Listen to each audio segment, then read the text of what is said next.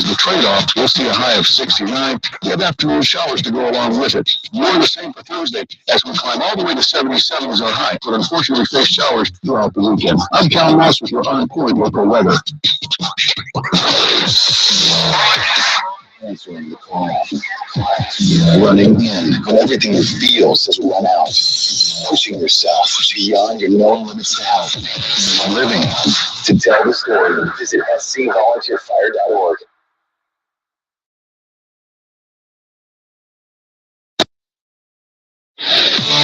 This is Sports Talk with Phil Kornblum, Chris Bergen, and Pat Daniel.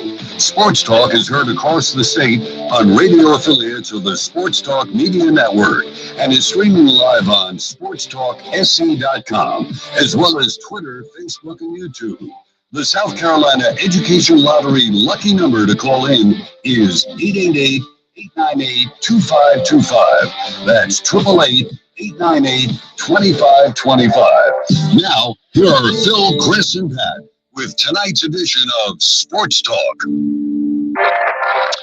right, good evening, everybody. Welcome into Sports Talk on the Sports Talk Media Network. Phil Kornblum coming to you from the Colonial Life Arena in downtown Columbia, where fans are starting to file in for tonight's SEC showdown between South Carolina and Kentucky. The Gamecocks at 15-3.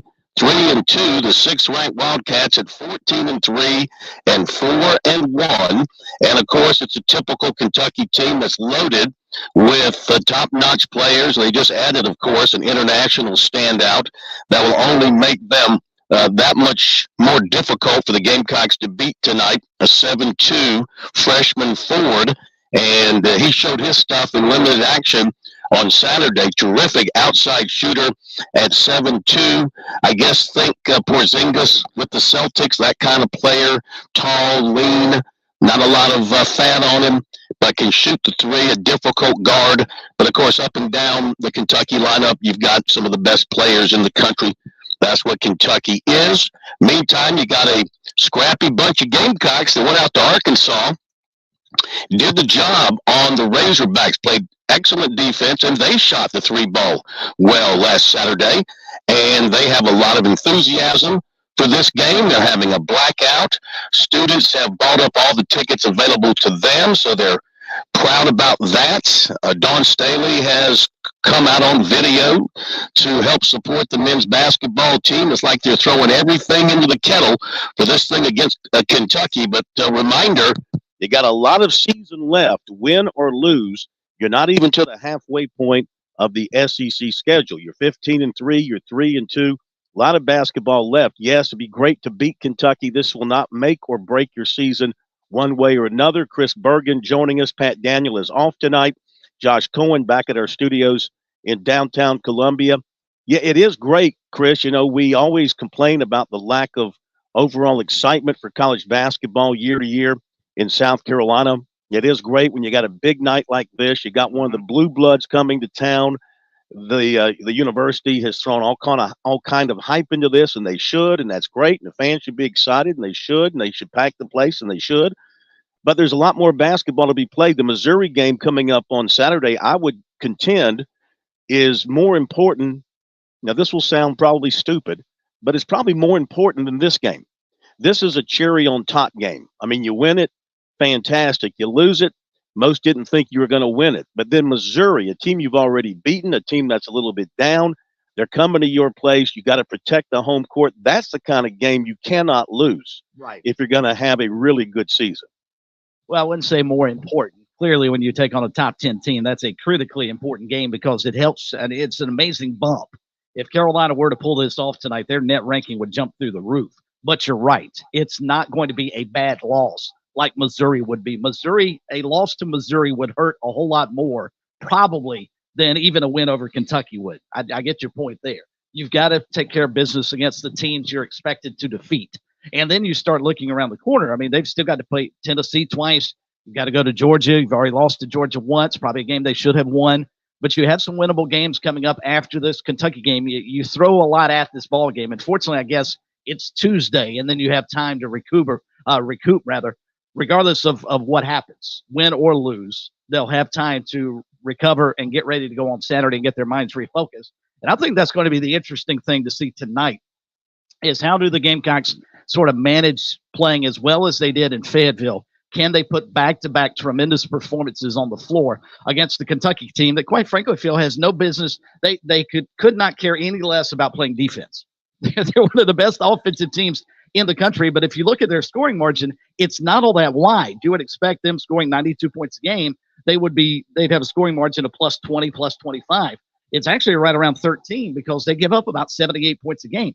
They have very little interest on the defensive end. They play as fast as anybody in the country. This is where the Gamecocks have to control the tempo. You've got to slow these guys down. You've got to be very deliberate in the half court, make them work on defense because it's not what they want to do, and find a way to slow them down on offense. If you can get this game in the 70s, I think South Carolina's got a really, really good chance tonight.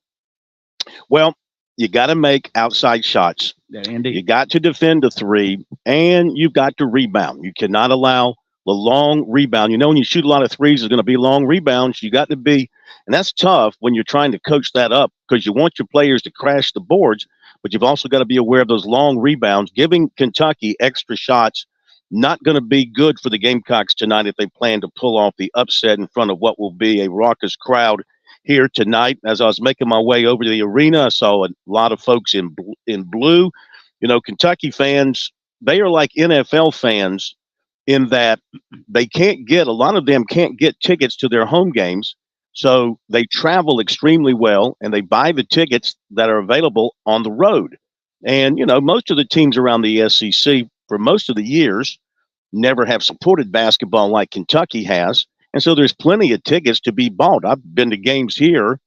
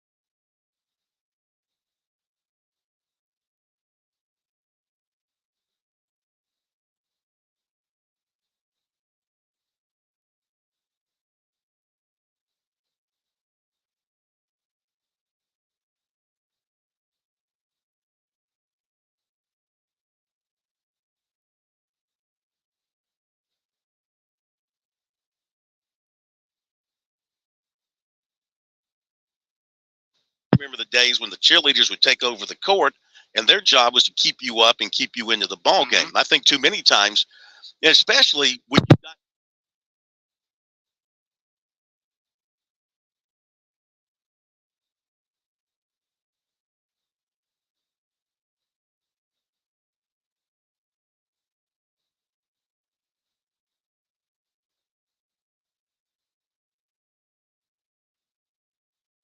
some kind of game like that, I would say get your cheerleaders on the floor, get your band going, keep your fans up, and keep the place rocking. But that's just nostalgic old me.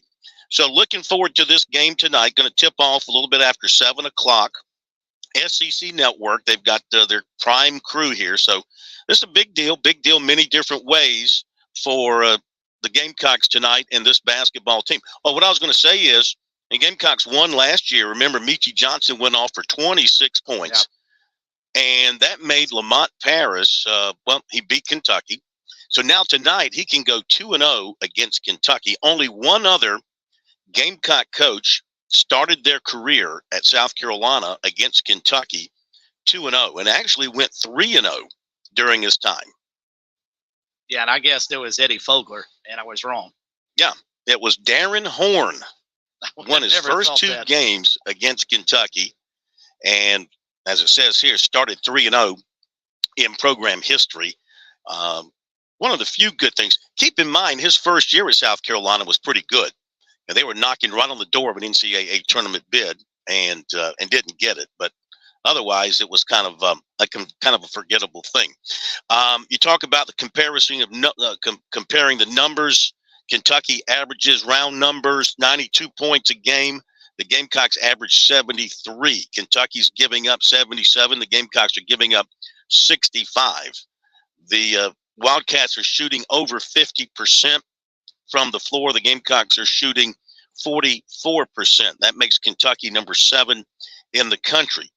But opponents are shooting 42% against Kentucky, and opponents are shooting 41% against the Gamecocks. So they're a little bit better there.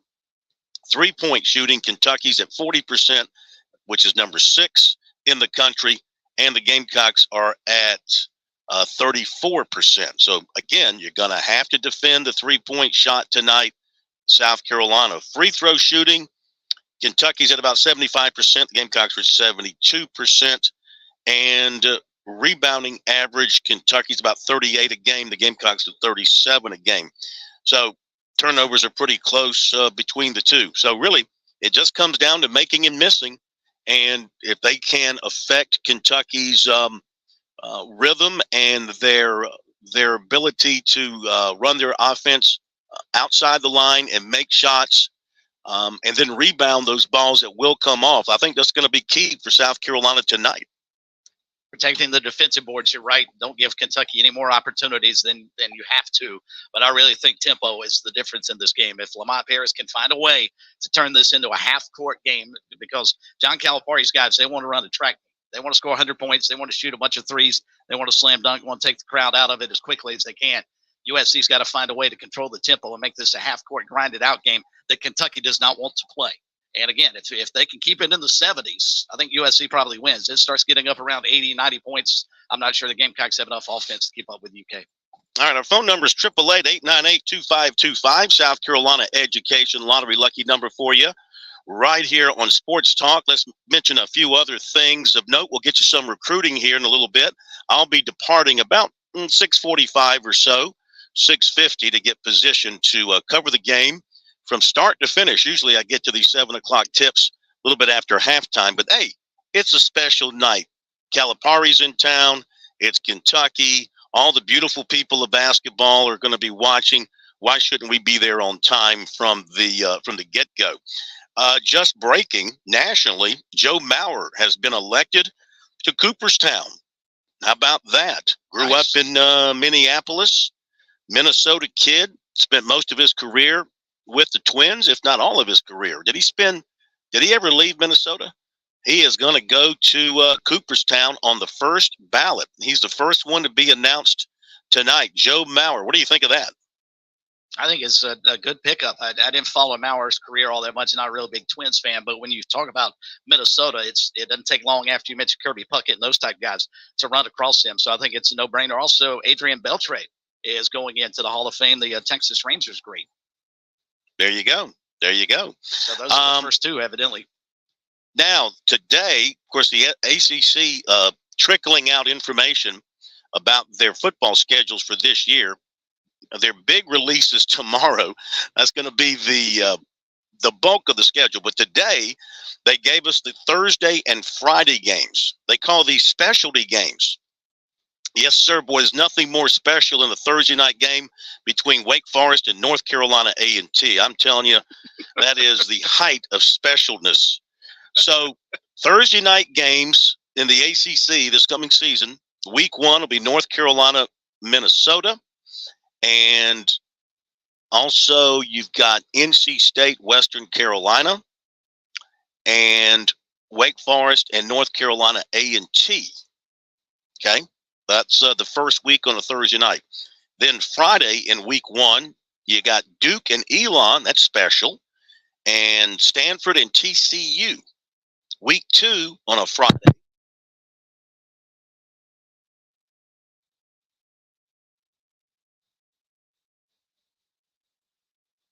It's Stanford against Syracuse.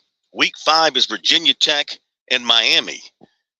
Then you go to week number 8, Florida State and Duke on a Friday. On Thursday of that week, Boston College and Virginia Tech.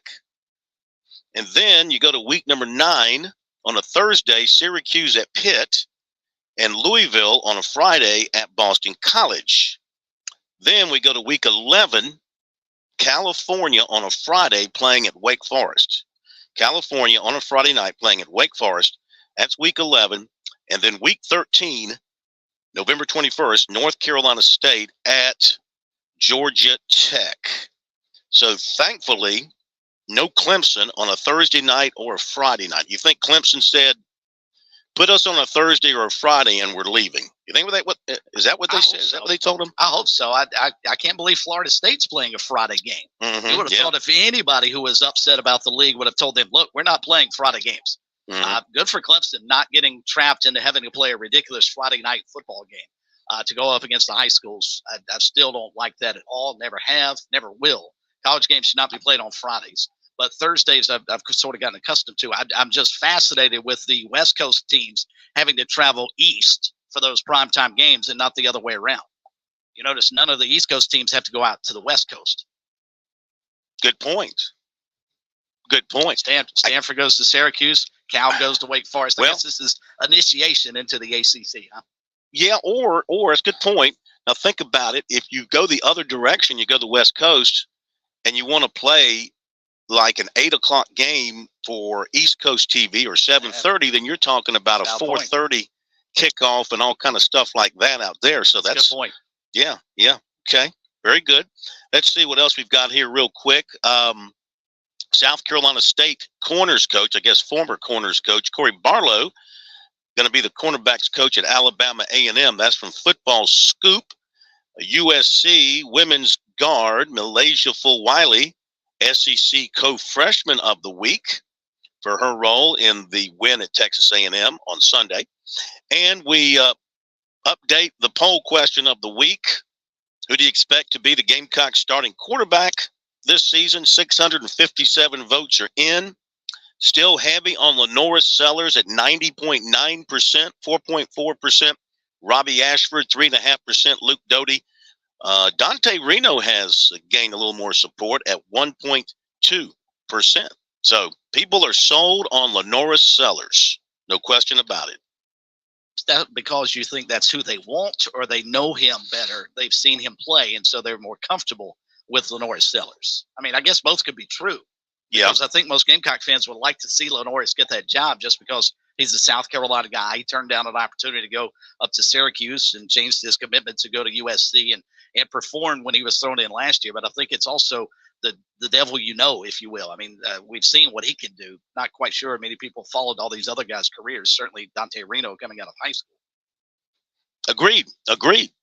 Okay, phone number 888-898-2525, South Carolina Education Lottery lucky number. We'll get to your phone calls in just a second. Want to remind you that the weather is starting to turn a little bit nicer here this week. Going to be a little bit warmer. I know we might have a little bit of cold still to come, but for the most part, we're all thinking about spring and summer in South Carolina. Go ahead and make your plans for a getaway to the beach. Call Jimmy Smith at James Smith Real Estate, 843-237-4246. Also at Paulie'sVacationRentals.com. Just tell Jimmy what you're looking for. Let Jimmy and the staff go to work, and they'll get back to you with exactly what you need at a great price. You want to buy some property as well, Jimmy's the man to call for that too. 843-237-4246, Paulie'sVacationRentals.com, your perfect beach getaway. Get to it. Don't delay, because if you delay, then what you might get might not be waiting for you.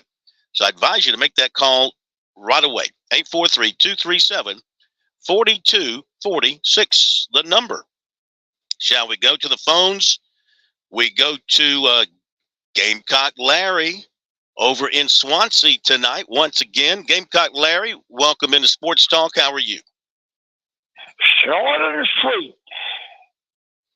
Beachy Johnson, kick off 7-2 on the knee and shoot the three.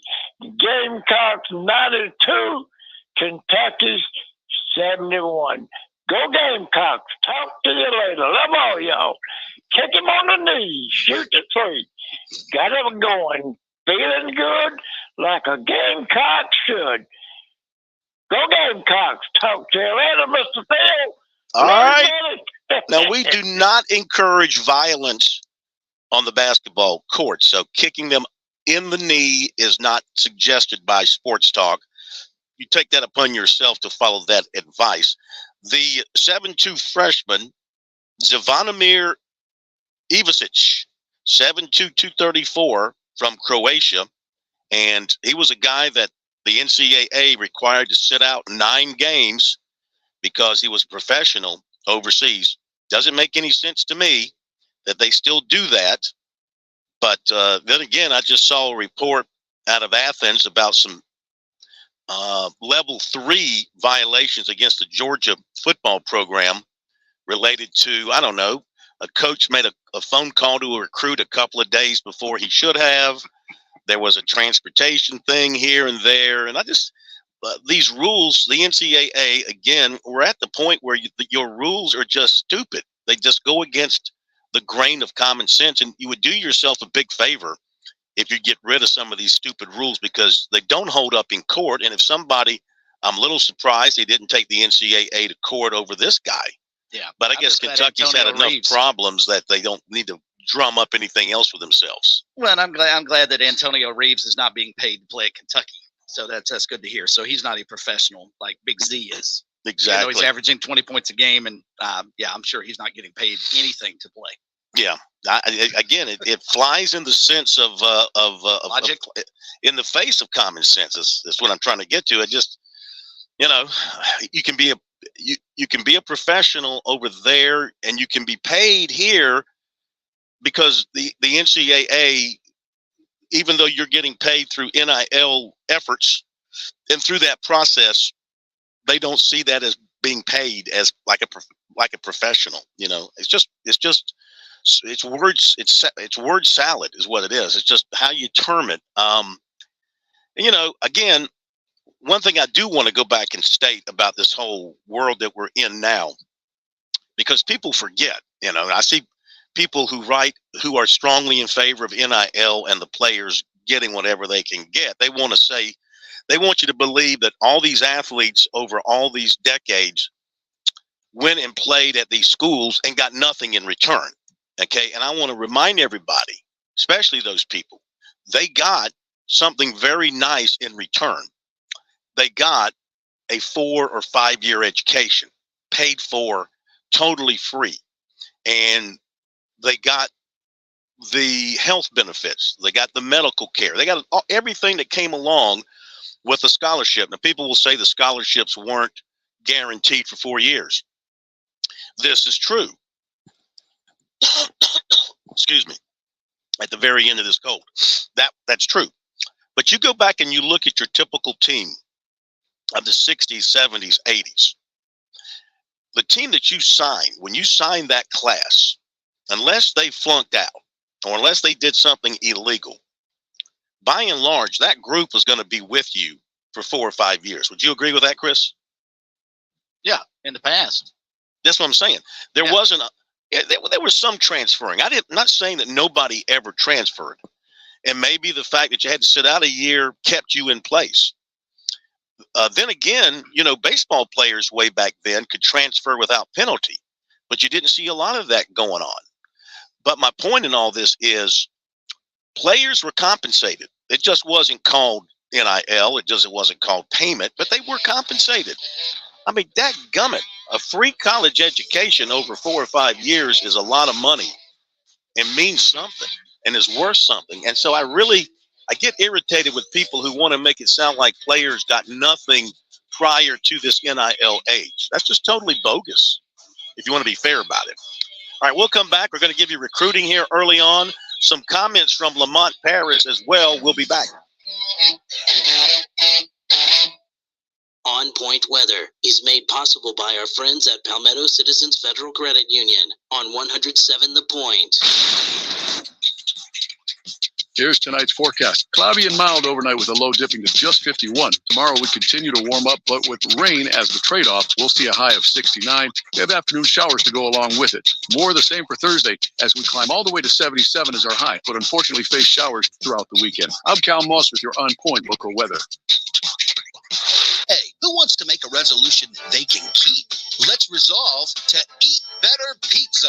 Come on, you can do it with the Mellow Mushroom Pizza Bakers. Let's start slow with the crust. We'll hand toss that spring water dough just for you. Then add the freshest ingredients and serve it hot. Now, lift it. You're doing it. It's a change of pizza lifestyle. Happy New You from the Mellow Mushroom in the Vista and on Sunset in Lexington.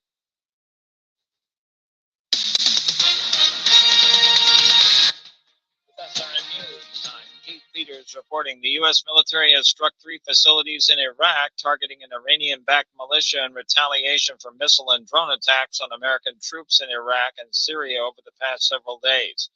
Tuesday's strikes came hours after the U.S. said militants fired 2 one-way attack drones on the Al-Assad air base, injuring U.S. service members and damaging infrastructure. An AP North Center poll shows New Hampshire Republicans are voting with a desire to enforce border security and overhaul the federal government. Yet they have some misgivings about former President Trump and the criminal charges facing him. And there are signs that Democrats are rallying around President Biden on the economy, but many have concerns about Biden's age and his handling of the situation in the Middle East. More details at srnnews.com. Are you willing to risk it all? The White House, the House, the Senate, total Democratic control. Because poll after poll shows that Donald Trump is the weakest candidate against Joe Biden. With President Trump's criminal trials and the liberal media's bias against him, we just can't risk 4 more years of Biden and Harris. The right choice, Nikki Haley. Nikki Haley crushes Biden by double digits, even in swing states Trump lost in 2020. Nikki Haley is a strong leader, a proven conservative fighter with real solutions to get our country back on track. Haley will unite Republicans and help them win up and down the ballot. Nikki Haley is our strongest candidate against Joe Biden. And with Nikki Haley, America can win again. Vote Nikki Haley. AFC Action is responsible for the content of this advertising. Paid for by AFC Action, not authorized by any candidate or candidates committee. AFCAction.com.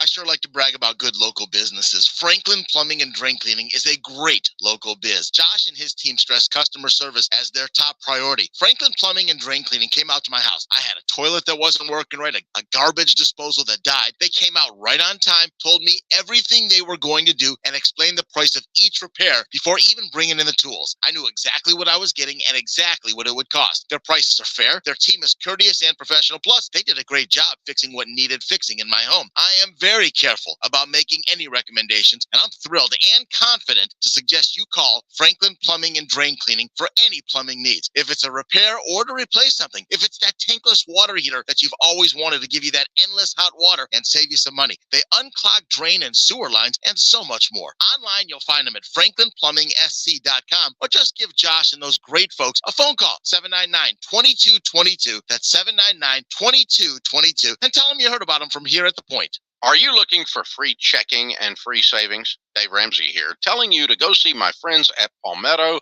Citizens Federal Credit Union. They're not a mega bank that's so big they lose the ability to treat you like a human being. At Palmetto Citizens, you're not just a number, you're a member. Join today at any of their 14 locations or at palmettocitizens.org. Federally insured by the NCUA. As you welcome the new year, we invite you to celebrate with Palmetto State Armory, your go-to destination for all your firearm and outdoor needs. Whether you're a seasoned shooter or just starting out, we've got you covered from handguns and rifles, ammo and optics, and more. We offer a vast selection of top-quality products at unbeatable prices, and our knowledgeable staff are always ready to assist you in finding everything you need. Visit Palmetto State Armory today, either in-store or online, and let us help you make this new year one to remember. Happy New Year from all of us at Palmetto State Armory. All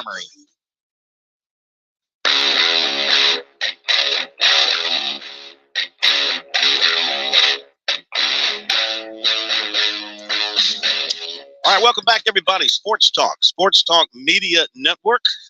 Big Tuesday night of basketball here in the Palmetto State, highlighted by South Carolina hosting Kentucky. Tip-off coming a little bit after 7 o'clock. We are at the Colonial Life Arena. Be sure to follow us on our Twitter or our X account at SportsTalkSC. Post-game coverage on our website, SportsTalkSC.com. You got Duke and Louisville tonight. In Louisville, of course, Clemson plays at Duke on Saturday. Pittsburgh's at Georgia Tech. Florida State is at Syracuse. Boston College is at Virginia Tech. Missouri at Texas A&M tonight. That's the schedule around the SEC and the ACC besides this game here in Columbia. Speaking of, Coach Lamont Paris has got the Gamecocks playing excellent basketball, playing good team basketball, excellent chemistry on this team. Of course, going to be down a key player in Miles Stute, but he was pleased with what Zachary Davis gave him against Arkansas as he stepped in as the starter. They'll need more good stuff out of him. His length can be very valuable for the Gamecocks defensively tonight against these tall, lean Kentucky players. He met with the media yesterday. Paris did.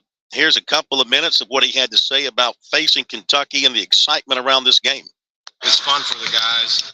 They've worked really hard to put themselves in position that this game matters more, I guess you'll say. I mean, to the fans and to all the people around. So it should be a fun atmosphere. It should be a great environment and just fun for the guys to play. For Kentucky, what happened stands out from last year to this year? Have you noticed anything that's drastically from Kentucky? different? Yeah, I mean, offensively, they're significantly different and more versatile than they were last year. A lot of guys that can score. They shoot the three ball way better than what they did last year. They're better in transition than what they did last year.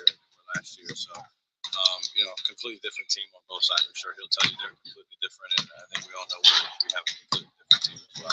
You were talking about how the team, after the Georgia loss, felt like they were on a bit of a mission headed into that Arkansas Road one. Do you feel that same energy from them headed into now a huge one tomorrow? Yeah, I think so. Honestly, we this whole thing is a mission. It's a journey, and so the more things that you ultimately accomplish, there'll be more buzz around the next thing that you have a chance to do.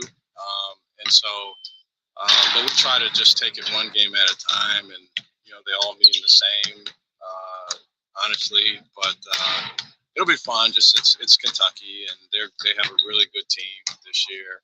And we get a chance to come back home and put ourselves in a chance in a position where we could be 2 games up, over 500 in the league. So, I heard that Kentucky recently got a 7-footer that now can play. Yeah.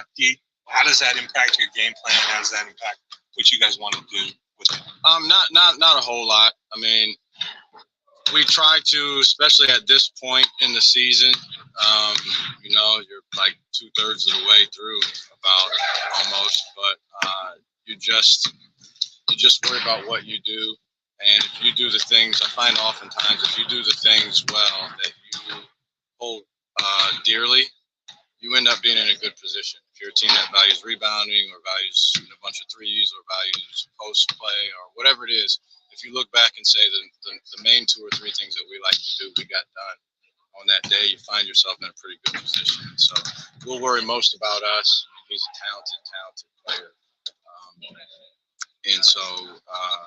But they got a lot of guys that are talented, a lot of guys that can play, do a good job playing well together. They share the ball. It's a friend of mine played against them this year, and he says it's one of the best 3 offensive teams that he's ever been around. And so it presents a good challenge for us.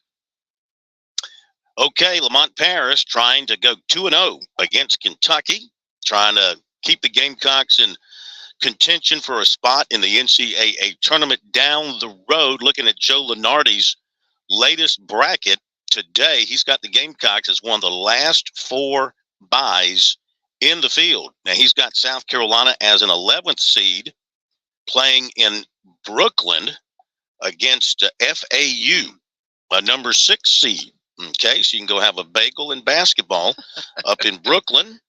He's got the Gamecocks Clemson. would enjoy going back to New York. Yeah. Don't you think? I would say so. Bring back some fond memories for them yes, for it sure. would. That was covering that regional was one of the most fun things I've ever done in the years of covering things. That was just being in New York, being at Madison Square Garden. Now you just can't beat it. Clemson, he's got as a 7 seed in Indianapolis playing TCU. He's got Kentucky as a 3 seed playing High Point in Pittsburgh. So, look, long way to go. Oh, yeah. Everybody's still kind of guessing and throwing their arrows at the wall and seeing what sticks, and shooting their arrows at the wall and seeing what sticks. And there'll be a lot of maneuvering here between now and Selection Sunday for sure. But right now he's got South Carolina and Clemson both in there. The first 4 out: Gonzaga, Providence, Colorado, and Wake Forest. Next 4 out: Indiana State, Nevada, Florida, and Texas. Be some unhappy people in Gainesville and Austin if that holds up. Well, and here's the funny part about how different people view different things. Like we were talking last week with the AP and all the different baseball polls. Fox says South Carolina is an 8th seed, so squarely in the field against Texas Tech at 9. And then I believe they had Clemson as a 7th seed, if I'm not mistaken, scrolling to the West Regional. Yeah, Clemson is the 7th seed taking on Ole Miss as a 10th seed in the West Regional. So go figure. Really. Like I said, there's a lot of basketball still to be played before this is all sorted out. Yes. But it's fun to talk about. It's fun to talk about. It's good to be able to talk about because we legitimately have both the Gamecocks and Tigers in a position right now in January where they can make the tournament. Last year at this time, Clemson was the only one that was in a position to make the tournament. I mean, the Gamecocks were pretty much out of the mix already, unless they made a remarkable run through the SEC tournament, and I don't think any of us believe that would happen.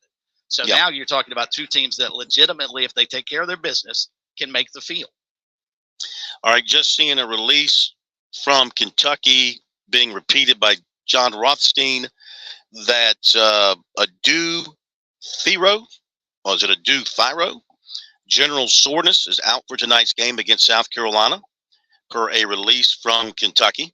So take a look and see what that means from a Kentucky standpoint. As far as how much they will miss him and what he brings to the table. He's a 6'8" guard, so he's one of those tall, lean, outside guys, 6'8", 222. Adu Thieira is how you pronounce it, Thieira. And see if I can pick up his numbers here real quick. You know much about him? I don't. I'm fascinated by the term general soreness. So, I mean, what exactly does that mean? I mean, you want to be vague in your injury report. I'm not sure you can be more vague than that. I mean, that would cover everything from a headache to a broken leg, right? Yeah. I mean, maybe I don't know if he got run over by a player or something and is, hasn't played evidently in about a month. So, yeah. It's not. I don't think it's going to be a big loss from Kentucky, at least game plan wise. They've figured out how to deal without him. Yeah, he last played on December 21st against Louisville, and he played 13 minutes. So he was getting some floor time. He looked like he was averaging about 20 minutes a game. So he was a player, and he was looks like he scored some. But yeah, general soreness has been the reason for his absence since then. So yeah, he has not played since December 21st, which means they've obviously figured out how to play without him, and others have stepped up. So no big surprise there, I guess, to the Kentucky people that he's going to be out with general soreness is how they are putting it. I've never heard that before. Scored 16. Listen, I mean, obviously he's a player. He scored 16 points against Kansas back in November. Had 16 points and 13 rebounds against Kansas. So as a guard, so what does that tell you? You know, he's not at Kentucky if he can't play. California's not running a day camp there. So yeah, he can play. All right, let's get to the recruiting report before we turn our eyes here to the basketball game. Our recruiting report is brought to you by our good friends over at Seawells. Don't forget to get to Seawells the rest of the week for the daily luncheon buffet from 11 till 2. It's only $14. It is money well spent. What you got? Well, and just a heads up, no Friday. They are closed for a private event coming up on Friday. So that means that Thursday will be an RBT, a roast beef Thursday. But for tomorrow, Wednesday, January 24th, you'll have seasoned baked pork chops, along with what I've grown to know is Pat's favorite, the fried fish nuggets, teriyaki and lemon pepper chicken wings as well. One of the best, if not the best, deals on chicken wings, all you can eat at the Seawells Buffet, along with all your farm fresh vegetables, fruits, salad bar, and dessert. You really get into doing the menu, don't you? I do. And I've already enjoy eaten, that. So it's not like I'm hungry right now. I've already had dinner, but that sounds really good. But yeah, keep that in mind. Closed on Friday for a private event. So the roast beef Thursday this week, not a roast beef Friday. Which means it'll be even rarer because it's one less day of being cooked. So exactly. That makes any sense to you. And for catering, all your catering needs, just call Seawells at 803-771-7385, online at SeawellsCateringSC.com. Hybrid tight end Stephen Collier, River Bluff, was one of the prospects at USC Saturday. He got a chance to meet with the new receivers coach, James Coley, and also the tight ends coach now, Justin Stepp.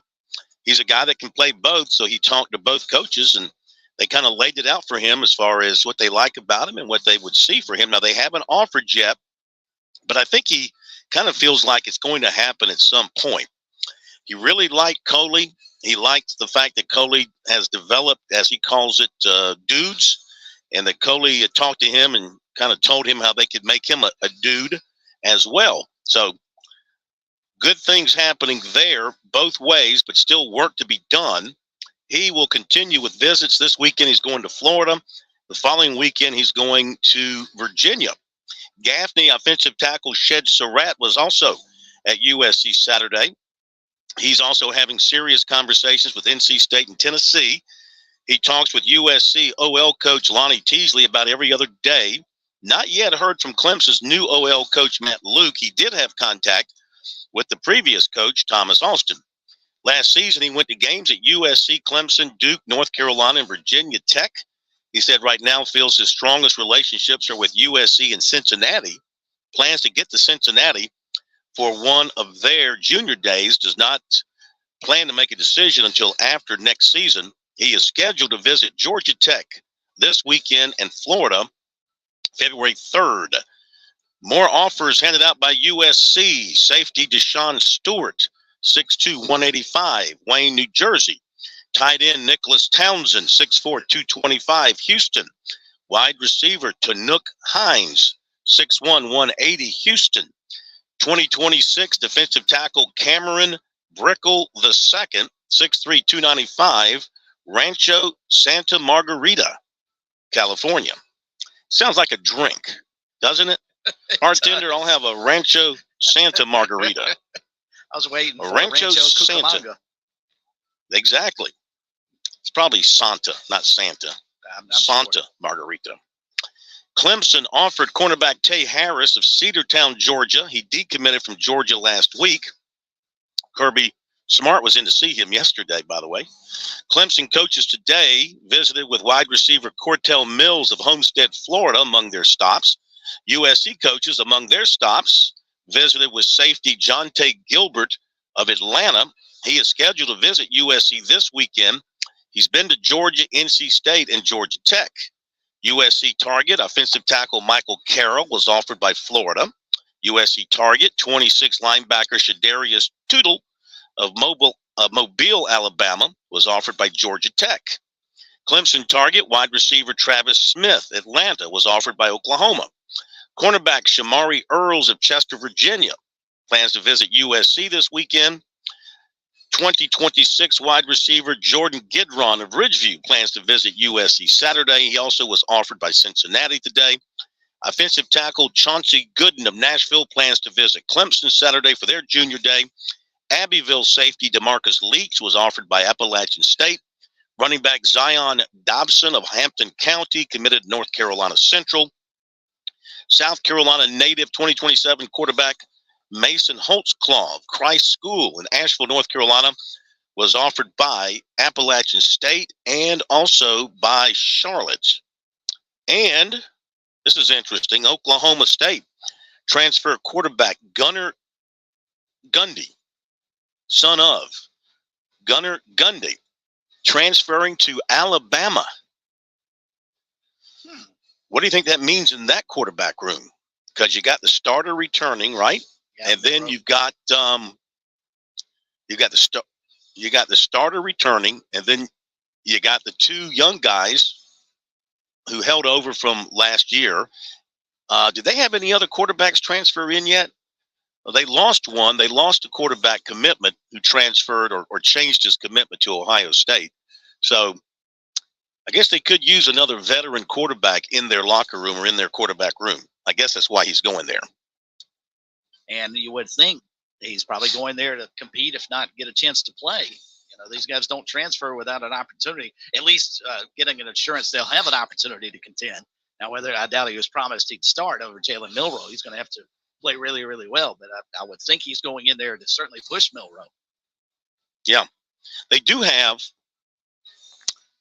There was somebody connected to Washington. I think it might have been a committed quarterback who's changed his commitment to Alabama. I think there's another quarterback coming, as I recall this week, of a player going, I think, from Washington to Alabama to follow DeBoer.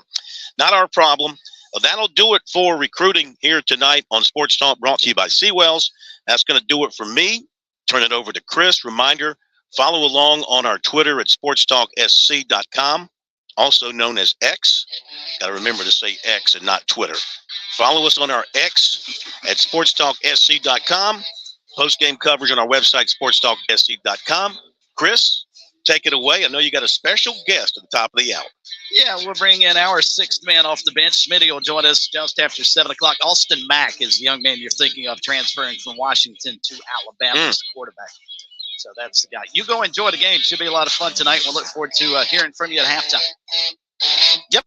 When trouble comes like the accidents do, we all get sick and the bills pile too. There's only one number that can help see you through. And if you're healthy, here's what you should do. Call 605-7905. That's the number that you need to know. 605-7905. $0 deductible. What's a deductible, you say? That's the price you have to pay before the insurance will say we'll help you. They keep that number out of reach because they know that you won't reach that number because they know you're healthy. 605-7905. $0 deductible. 605-7905. 727 is the area code. Last year was a big year for Founders Federal Credit Union and our amazing members. A total of $30 million was given back to qualifying members in the form of loyalty bonus dividends, proving once again that it pays to be a Founders member. Founders is also committed to pouring time and resources into the local communities we serve. If you aren't a member yet, what are you waiting for? Join Founders today. Visit foundersfcu.com. Federally insured by NCUA. Membership qualification required. Call Lawyer Lisa. Experience the difference with Lawyer Lisa.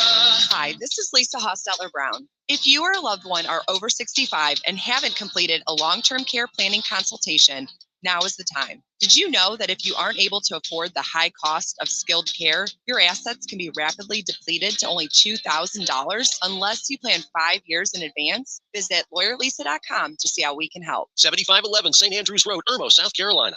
Every lottery ticket purchase keeps education in our state moving forward. In fact, the lottery has raised more than $200 million for state school buses to get our students to school safely every day.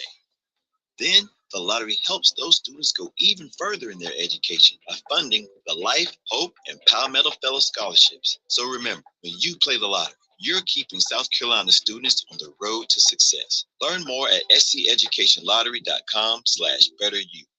Touchstone Energy Cooperative members save more on electricity, and members save more on insurance, groceries, healthcare, restaurants, travel, concerts, and sporting events through Co-op Connections. Touchstone Energy is an alliance of the member-owned electric cooperatives, and as a member, the power is yours. Experience the power of co-op membership with Touchstone Energy and find out how much you can save on electricity and a whole lot more at touchstoneenergy.com.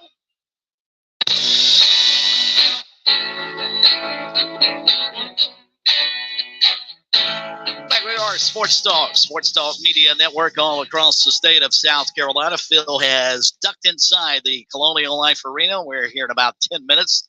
They will tip it off between Carolina and Kentucky. Starters have been announced for the Gamecocks. Without Miles Studi, Zach Davis will get his second straight start. He'll join Michi Johnson and Talon Cooper in the backcourt. Then it's B.J. Mack and Colin Murray Boyles along the front line. Meantime, for Kentucky, Big Z does not start for them. They'll run out Justin Edwards and their leading scorer Antonio Reeves, along with DJ Wagner, Aaron Bradshaw, and Trey Mitchell to start the ball game for one of the best offenses in the country. As I mentioned with Phil earlier, as you start settle in and watch that game of styles, and certainly styles make fights. And if the Gamecocks can control tempo, I think they've got a really good shot tonight. If Kentucky can get it up and down the floor like they want to do when they score 92 points a game, then it's going to be a long night for USC. So they've got to find a way to turn this into a half-court ball game tonight for sure. 888-898-2525. If you'd like to dial us up here this evening, we've got room for you here on the phone line. Smitty will join us just after the top of the hour. We'll also hear back from Korn at halftime to get an update on how things are going inside the Colonial Life Arena.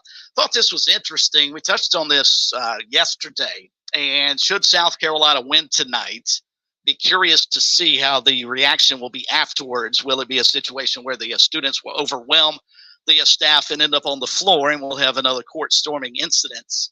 Hopefully not to the likes that we have seen over the weekend, where we saw both at Ohio State in a women's game where they rushed onto the floor and knocked Caitlin Clark down, and also had a situation at Memphis where Tulane pulled off an upset, and a Memphis player got bumped into by a Tulane fan trying to get off the court as well. Michael DeCourcy, who writes for the Sporting News and also does some basketball work for Fox Sports as well, had an interesting column that he wrote, I guess, earlier today. And it was basically Caitlin Clark collision, another example why allowing court storms isn't worth the risk. And if you've listened to this program, you know I wholeheartedly believe that. You pay for a ticket and sit in seats, not to end up on the floor. But he brought up a point that, removing the court storm would not diminish the extraordinary atmosphere at a college basketball game. They don't storm at Allen Fieldhouse, but go to a game there at Kansas and see if anything feels missing. I would agree with him on that. I don't think it takes away at all. And the only way to prevent injuries, of course, is to keep spectators off the court and in the stands where they belong. Now, of course, Ron Artest changed all this. Of course, he points out back during his NBA career when he actually took his game into the stands and went into the fans in a game in Detroit back during the 04-05 season in pursuit of someone he believed had thrown a water bottle at him. He was suspended for the remainder of that year's games. He didn't miss one game. He wasn't fined $15,000. His team wasn't fined $50,000 because, as we have found out in the SEC in particular, where they try and hand down fines, it does not prevent the court storming, nor does it prevent the field storming, as we saw a couple of seasons ago when Tennessee beat Alabama. He missed 86 games largely because he had broken the boundary between the competitors and the audience. And as DeCourcy writes, there's no good reason to the reverse should be permitted, let alone celebrated. It's fun is not a good reason. He was quoting fans' reasonings why. He said, because it appeared to be no fun for Caitlin Clark. And I would agree. And I'll be curious if this continues to happen, and especially when it affects high-profile athletes like the most popular women's basketball player in the country right now. If this were to happen to somebody who's a high-profile, say, Armando Bacot in North Carolina, high-profile men's game player, do you get to a point where you not only find the school, but do you take away the win? Would that be enough to stop court storming and prevent athletes from being injured by fans getting on the floor? We'll get Smitty's thoughts on that. Also keep you posted on the Gamecocks and Wildcats as we roll on.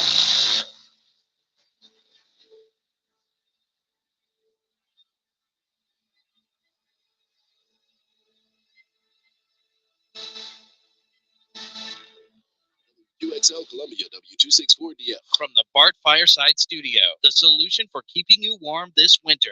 This is 107 The Point. News this hour from townhall.com. I'm Keith Peters reporting. Polls are closing soon in New Hampshire as voters in the Republican primary choose between former President Donald Trump and former UN Ambassador Nikki Haley. Political analyst and former presidential candidate Gary Bauer says former President Trump seems poised for a big win in tonight's primary.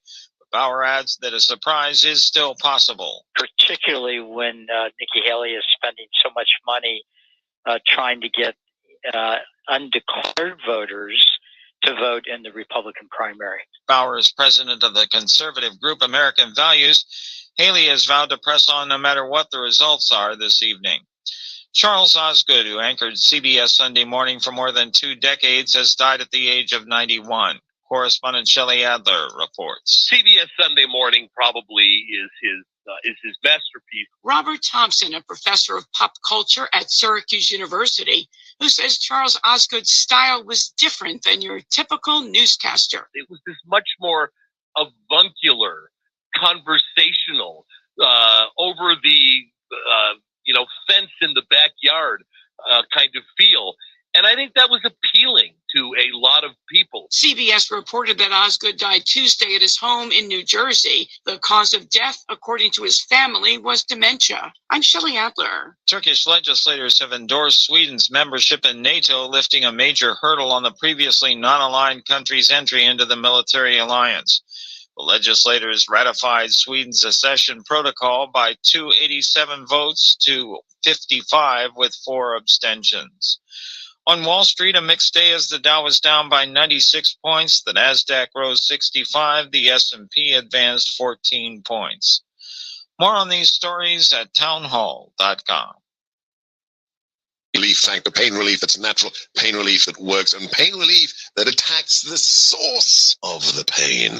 That's the experience of tens of thousands of Americans who are taking Relief Factor right now. See their incredible video endorsements at relieffactor.com and then order your 3-week quick starter pack for just $19.95. That's less than $1 a day. Find out if it can work for you like it works for me by ordering your 3-week quick starter pack today. Relieffactor.com, relieffactor.com. Be the next success story. John Solomon provides exclusive reporting and newsmaker interviews on John Solomon Reports on the Salem Podcast Network. We broke this story because we got the documents early. They put out this new information, and it affirms our reporting that this Democrat donor gave about $5 million or more in assistance to Hunter Biden, basically paid off his bills. Subscribe to John Solomon Reports today on Apple, Spotify, Google, Rumble, or at SalemPodcastNetwork.com. Another record is broken on Wall Street as the S&P 500 hit a record high, while the Nasdaq Composite Index rose and the Dow Jones Industrial Average struggled throughout the day.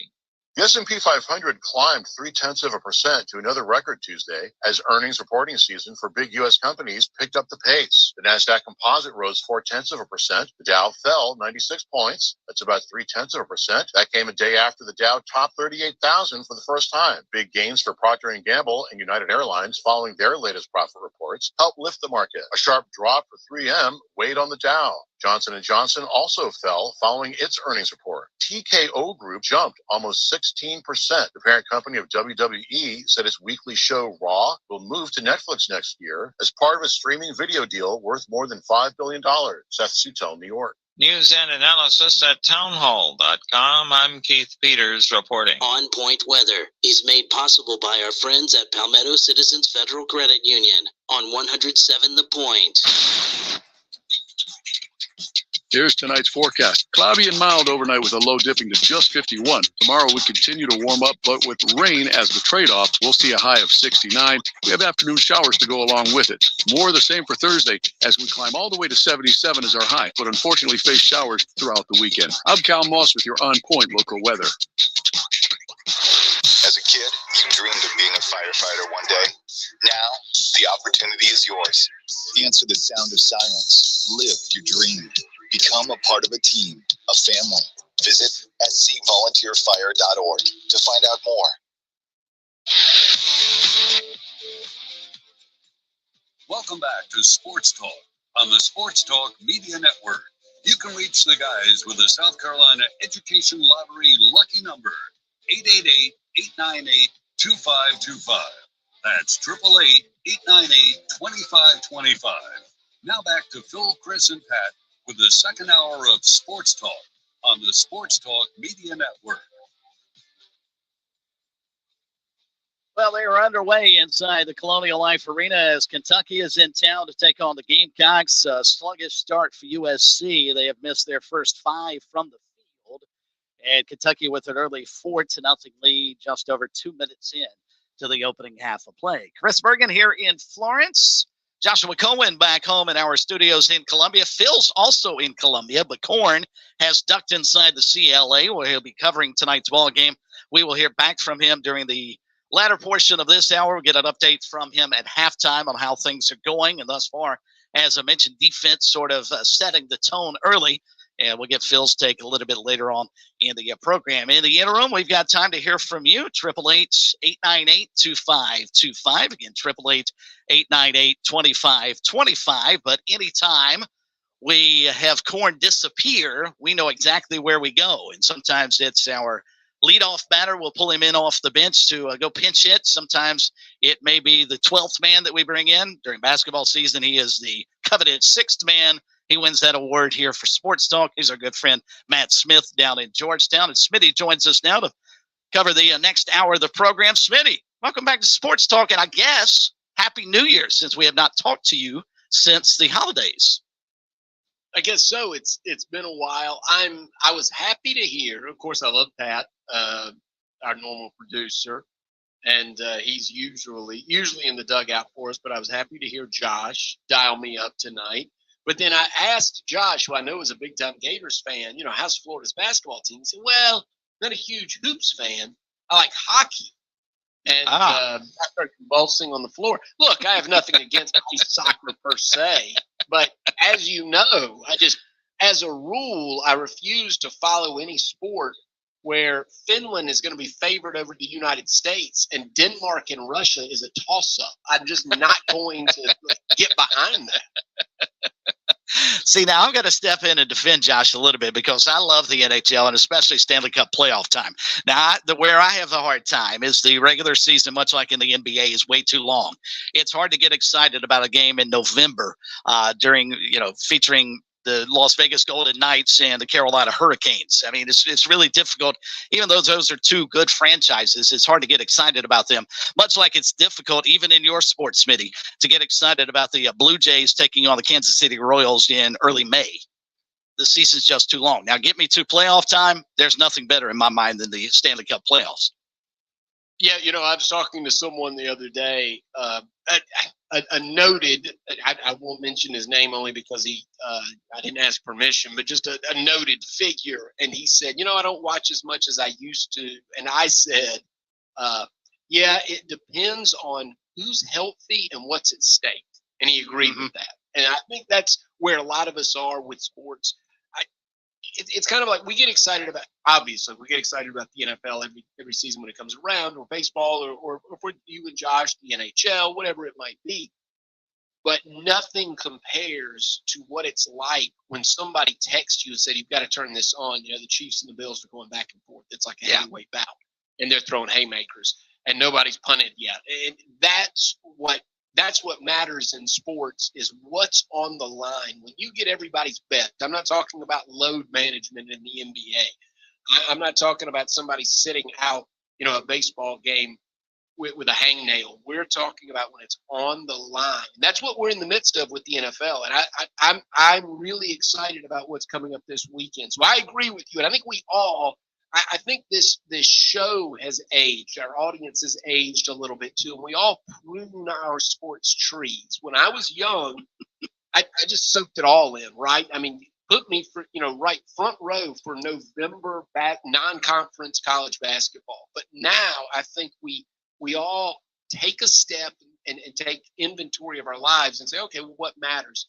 And I bring that Chiefs-Bills game up because it reminded me how much I love the NFL playoffs. And, you know, you just mentioned the NHL playoffs. The NBA playoffs are around the corner. The NCAA tournaments are around the corner. What's on the line and who's playing? That's what matters.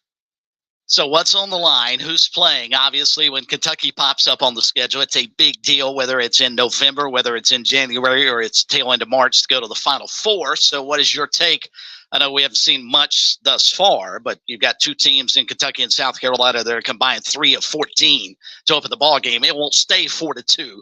Kentucky as it is, but what do you think the Gamecocks' chances are of pulling off what would be a huge win for them and a big-time upset at the CLA, and one of the rare times here in the last several years that they have taken down a top 10 team? Yeah, you know, I really like this Gamecock team. I like Lamont Paris more and more. You've said this. I think you've said it on the air, and I know you've said it to me privately. I love to hear him talk ball, right? Just Lamont Paris in a microphone. I enjoy that, and I can see why players gravitated to him through the transfer portal and responding to his coaching style, and they're having such a good season. And you know, we say, you would say overachieving, but that's only based on the narrative.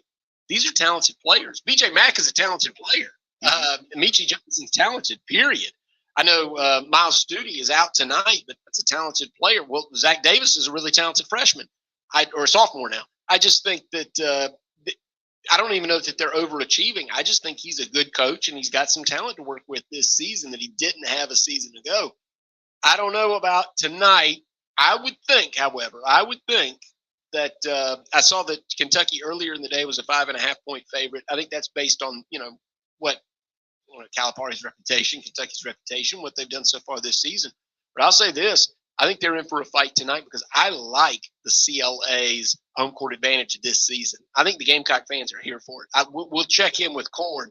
My guess was earlier in the day, I thought, that might be too many points because I feel like South Carolina at home this year is a different breed of animal. Yeah, they've only lost once. I think 9-1 at home. At home, and that was the loss to Georgia last Tuesday in a game they just played about as bad as they possibly can, especially late in that contest. That's a game they probably should have won. And right now, early going, if you're looking at it from, as you wrote during the Georgia Tech Clemson game, I loved how you classified it as styles make fights. Well, Kentucky wants to get this game up around 100 points. That's pretty much what they do every night. South Carolina would love to play this game in the 70s, and right now, about 6 minutes in, it's 7-6 Gamecocks, and you think the tempo, turning it into a half-court game, in my mind, actually probably favors USC. Yeah, I think so. And look, John, we know what John Calipari is, right? I don't think I'm breaking news to say John Calipari is one of the greatest accruers of talent that college basketball has ever seen. He's great indeed at the desk, signing them up, and he is a good coach. That can't be denied. He's had too much success. But, strategically, over the years, his teams have had a habit of underachieving sometimes on the road because they have to, because they're always going to have the more talented club. They're always going to be better on paper. So just by virtue of the circumstance they place themselves in, sometimes they have to underachieve. I like Lamont Paris better as an underdog than I like Calipari as a favorite. In other words, I feel like if this game is tight, as you just mentioned, it's tight and low scoring, you get Michi Johnson isolated, top of the key, something Lamont Paris has drawn up, tight game. I don't know that I like Kentucky in that quite in that position. But you said that South Carolina's lost just once at home. Well, the game they lost at home, they shot so poorly they just they couldn't have come. It was embarrassing. And one of the funny things about South Carolina, I've said to a few people, they're much better in foul shooting this year, and they are, and then yet they're not. Statistically, sometimes it depends on who's shooting the foul shots. So that's something to keep an eye on as well, is what happens at the free throw line, because, like I said earlier today, and I'll check the line. It was a 5.5-point spread in favor of Kentucky earlier today. Well, up and down in conference play across the country, wherever it is, 5.5-point spread games are always decided at the free throw line, and we'll see how South Carolina does tonight. If it's Meechie Johnson taking the free throws, I like their chances. If it's BJ Mack, he's an excellent foul shooter. If it's Josh Gray, kiss your mom and pray to the good Lord. Probably don't want to have Josh out there late in the ball game, because he is not a guy you want to get fouled to go to the line. All right, 10-9 South Carolina with about 12 and a half minutes to go first half. Corn will join us at halftime, give us an update on how the game is going, the atmosphere, and the like. We'll also delve into the Major League Baseball Hall of Fame. They announced the new class of 2024. 3 members going in. We'll get details on that momentarily, plus Smitty's reaction to that. And we will hear from 2 of the new Gamecock football assistants before we close up shop, both James Coley, and we'll also hear from Mark Blackwell in just a little while before we wrap things up. But first, let's head off to the phones actually went out. So we'll get Josh a second reset. Okay, thank you, Josh. Yes, we'll get him an opportunity to reset that. So in the meantime, some of the other news to pass along, and this is why I was glad Smitty was here. The final voting coming in from the Baseball Writers Association to enshrine the newest class of the Baseball Hall of Fame. And Smitty, Adrian Beltre, along with Todd Helton and Joe Mauer, are the ones to get the necessary votes to get in. Beltre with 95% of the votes. Hilton got 79, almost 80% of the vote, and Mauer got 76%. You have to have 75%. Billy Wagner, Gary Sheffield, and Andrew Jones don't make the cut this go-round. So first off, your thoughts about the 3 guys going in and the ones that did not get elected for enshrinement. Well, this is Joe Mauer is always the tricky case, and it's kind of the Sandy Koufax rule. And if I can give a long-winded answer to this, I'll just say that the other day, Phil relayed a story to me from Art Baker's funeral about Bobby Richardson being in attendance. And Bobby Richardson, of course, obviously famous Gamecocks baseball coach, and prior to that, second baseman for the Yankees, and went to battle with the Dodgers in the World Series, won many World Series himself. And Bobby Richardson told some stories about Sandy Koufax. And what's fascinating is, to me, that's why that's kind of the barometer we look at with someone whose career may have ended with injury, or for one reason or another, they didn't achieve the numbers. Maybe Grant Hill is another example. They didn't get the numbers that we know that they would have gotten. Sterling Sharp, career ended early by a neck injury. And Joe Mauer had suffered an injury. We know who he was, however. That's the thing. Sandy Koufax, he hasn't thrown a baseball in 50 years, and they're still standing up and talking about him because of what they saw. I know what I saw when it came to Joe Mauer in the 3 batting titles. I know what kind of player he was. So I think I'm behind. I've been back and forth. When I was younger, I wanted longevity more. But in truth, once you see greatness, you've seen it. Once you've seen Akeem Olajuwon, Larry Magic Johnson, Michael Jordan, you've seen it. You know what it is. And even if they were to leave the court early for one reason or another and be forced out of the game, they don't have to do it for 20 years. We know what we saw. So I'm glad the Baseball Hall of Fame writers deemed Joe Mauer worthy of the Hall of Fame, because I think that he is. Beltre is as well, and he's an interesting sort. Beltre probably underrated defensively. You called him a Rangers great. I call him a Dodgers great. Just part company there. But, third base is the most underrepresented position in the Baseball Hall of Fame. You think You just think, you and me and anybody else, any sports fan, any fan of a team, you think, hey, we can find a third baseman, right? No, you can't. It's hard. It's exceedingly difficult. Mike Schmidt, George Brett, Wade Boggs, they don't come around very often. And Adrian Beltre was elite defensively, and he played in a funky era because he was at the tail end of that steroid era. The numbers perhaps inflated, but I'm looking at the numbers now. 286 batting average, 477 home runs, elite defensive third baseman. We want our third baseman to be as slick defensively as a shortstop and yet as powerful as a first baseman. And that's why so few go in. So Adrian Beltre gets the nod, and I'm glad he did.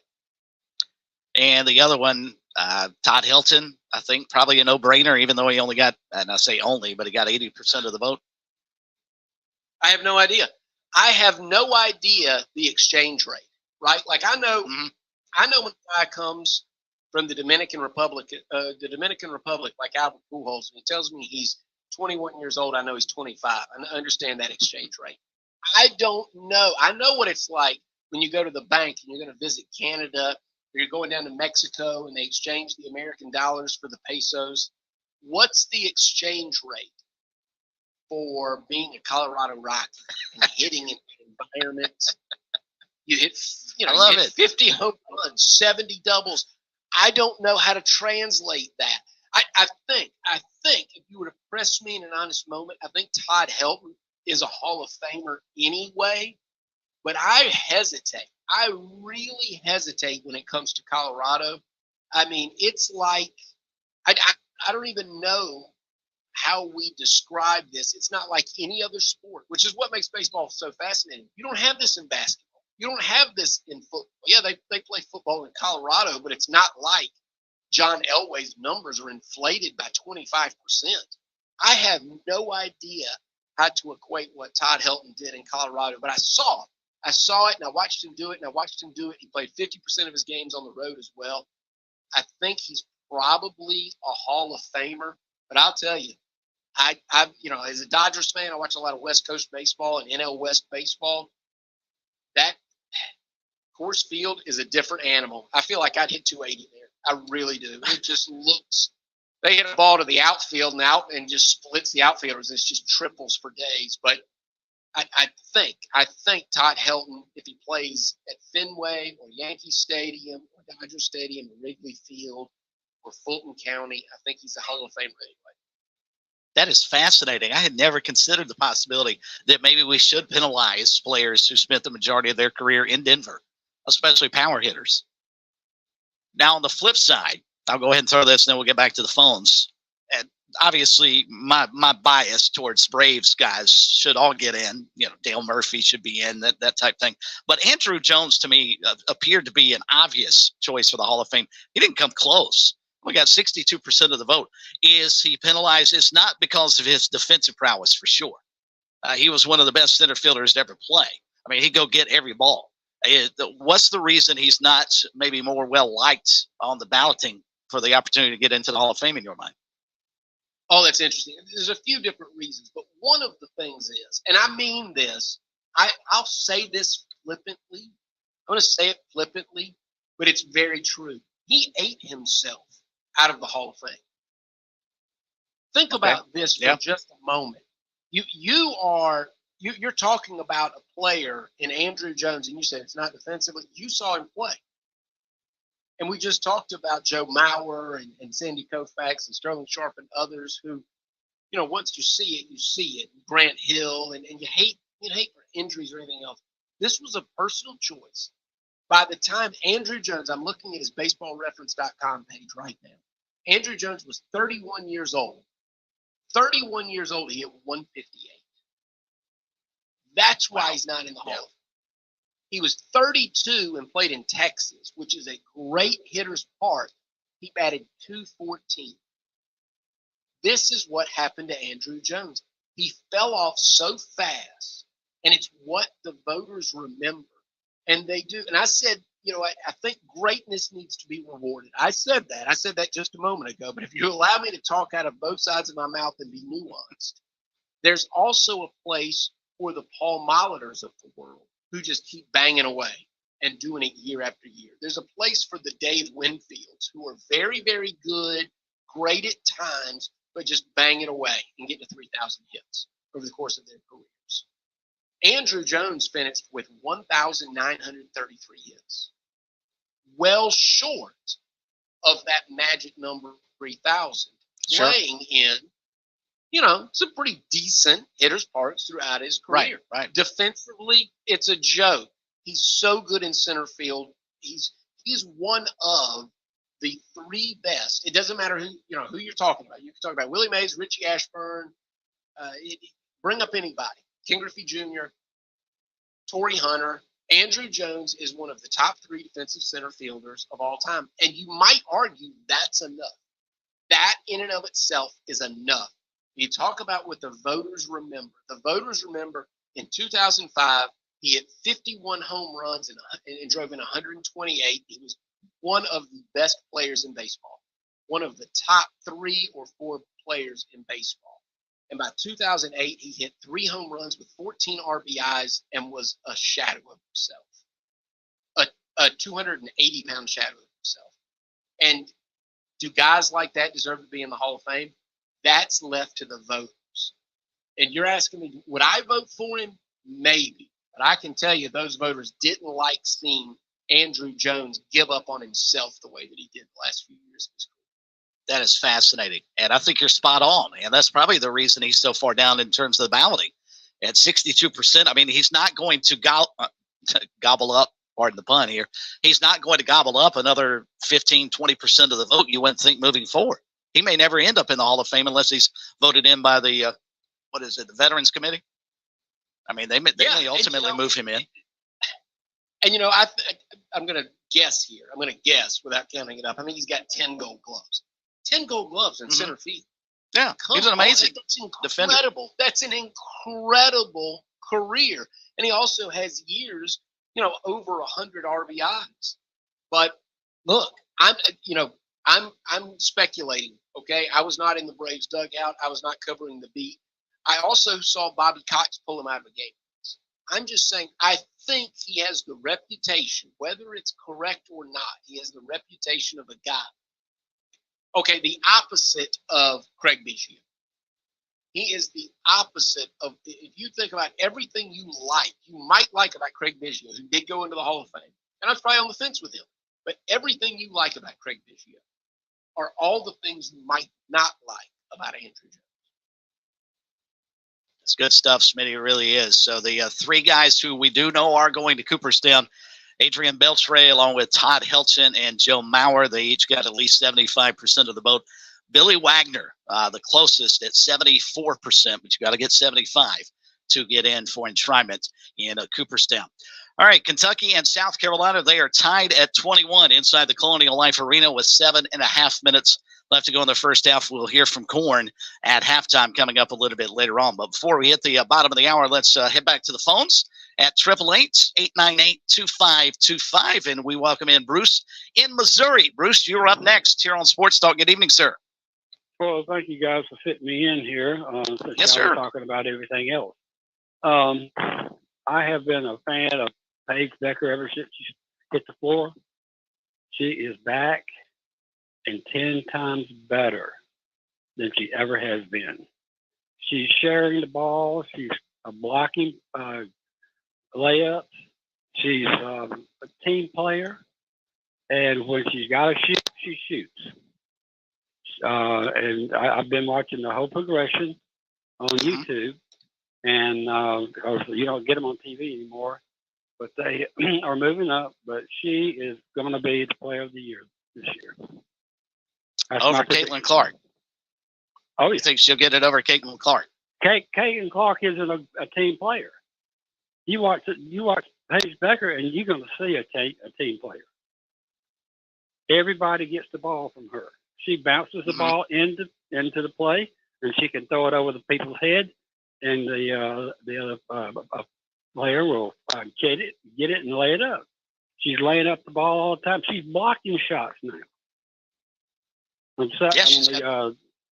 You just got to watch it on YouTube. It's just that's only what place you can get her. But she's back, and she's going to be Player of the Year. That's my prediction. And I'm watching the Gamecock game, and it's just kind of scattered on consistency here. Anyway, thanks for taking my call tonight. Bruce, we appreciate it. Thanks for the phone call. He makes a compelling argument, Smitty, with regards to Paige Beckers. I mean, she's already gotten 72 assists this season to just 26 turnovers and averaging 20 points a game. But I can promise you, unless UConn makes a run to the finals, she's not winning it over Caitlin Clark. There's just too much media muscle right behind Caitlin Clark now. They promote her every opportunity. She's on television all the time. And Bruce does bring up an interesting point. I mean, name me another player for Iowa. I could probably run through the majority of players for UConn before I could think of anybody else who plays for Iowa, because you just don't get an opportunity to see anybody else but her. Name me another person from Iowa. I want to take away the statehood. Contribute. Kirk Ferentz. Yeah, okay, that's a good one. Actually, that's a really good one. He's probably the highest paid state employee in Iowa. What a crime. What a crime we got a college women's basketball call and Corn was away. Isn't it? What a waste. That's probably why Bruce felt comfortable enough to call in and bring that is up. made possible by our friends at Palmetto Citizens Union on 107 The Point. Here's tonight's forecast. Cloudy and mild overnight with a low dipping to just 51. Tomorrow we continue to warm up, but with rain as the trade-off, we'll see a high of 69. We have afternoon showers to go along with it. More of the same for Thursday as we climb all the way to 77 as our high, but unfortunately face showers throughout the weekend. I'm Cal Moss with your on-point local weather. Hey, y'all, this is Ted from Flight Deck Restaurant. We'd like to invite you and your family to dine with us. We have a great menu that's sure to please your whole family. We have fresh cooked burgers, big juicy wings, blue plate menu featuring country cooking, oven-baked hoagies, fresh crisp salads, authentic Greek food like gyros, souvlaki, and baklava. We also carry 20 different premium cheesecakes and pies. Flight Deck Restaurant also has an arcade with 30 different games like Star Wars, Batman, Skee-Ball, Bass Wheel, Pac-Man, Galaga, and so much more. Flight Deck, your favorite family restaurant. Thanks, y'all, and God bless. With SRN News, I'm Keith Peters reporting Republican presidential candidate Nikki Haley has no intention of dropping out after the New Hampshire primary. However, Donald Trump is aiming for a commanding victory, which would secure a sweep of the first two GOP primary races and make a November rematch with President Biden likelier than ever. But Haley says as she campaigned Tuesday that she plans to stick around for her home state South Carolina primary next month. A man suspected of shooting and killing 8 people in suburban Chicago this weekend was related to most of the victims, authorities said Tuesday, a day after the 23-year-old fatally shot himself during a confrontation with law enforcement in Texas. Joliet police and the Will County Sheriff's Office say investigators believe Romeo Nance shot 7 people, most of whom were relatives. On Wall Street, the Dow down by 96 points. This is SRN News. I've gone from being the skeptic to now emphatically endorsing the idea of solar power for your home or business. But make no mistake, my skepticism was legit because there's only one solar company I've come to believe in. That's Broker Solar. They're local. They're in Lexington. They're not door knockers and high-pressure salespeople. So what about those questions? Broker Solar answered them. How much does it cost? Who gets tax credits? Why should I get a solar battery in addition to solar panels? What type of warranty comes with such an important investment? Matt and the team changed my skepticism to confidence. I've been to their job sites, and I am in awe of how the technology has evolved. I'm so impressed with the workmanship from Broker Solar. I've talked to their customers. It all makes so much sense now. Oh, and listen, these politicians, the media's attempt to guilt you with green this and save the planet that, that's not why you want solar power. You want it because it really will save you money. It really gives you control of your power bill instead of the power companies. Hey, find out more online at brokersolar.com or just give them a call. 807-7417. That's 807-7417. Hey, it's Jay with the Cigar Militia. When I stop by a cigar store, I always look for my go-to cigars and stock up a few of those, but I also look for something I've never tried before. Well, at the Cigar Militia, we specialize in a lot of small boutique cigar manufacturers. Come in and try a Don Kiki by Karen Berger or a Makaji by Ty Williams. We are the Cigar Militia at 1410 Colonial Life Boulevard. Help us out, stock up, and review some of our boutique brands.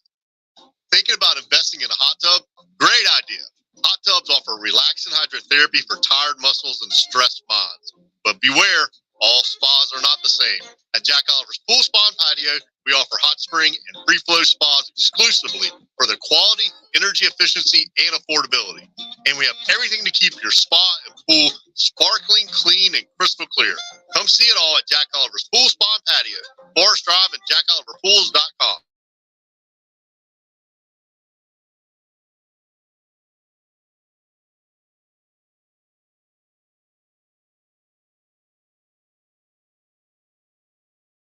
Someone who will be fair in their pricing and handle things professionally. These are some of the reasons I feel comfortable recommending Franklin Plumbing and Drain Cleaning. See, they've been out to my home. They've been out to my brother's home too. Franklin Plumbing and Drain Cleaning did such a great job. And you know, maybe this might not matter as much to some people, but they're locally owned. A lot of these plumbing companies you've heard of used to be local, and now they're owned by big national or even international conglomerates. Working with a locally owned company matters. It keeps your pricing down and the money stays local here in the community.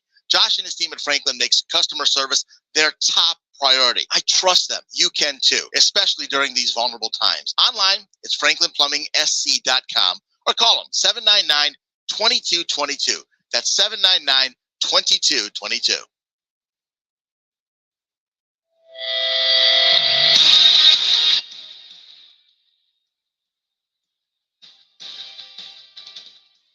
Tuesday night edition of Sports Talk here on the Sports Talk Media Network. Chris Bergen, Josh Cohen, and Matt Smith with you for the next half an hour. If you'd like to be on the program tonight, you're certainly welcome at 888-898-2525. Again, 888-898-2525. We will hear from one of the two new assistants for USC football, James Coley, in just a couple of minutes. First, a quick update on the scoreboard.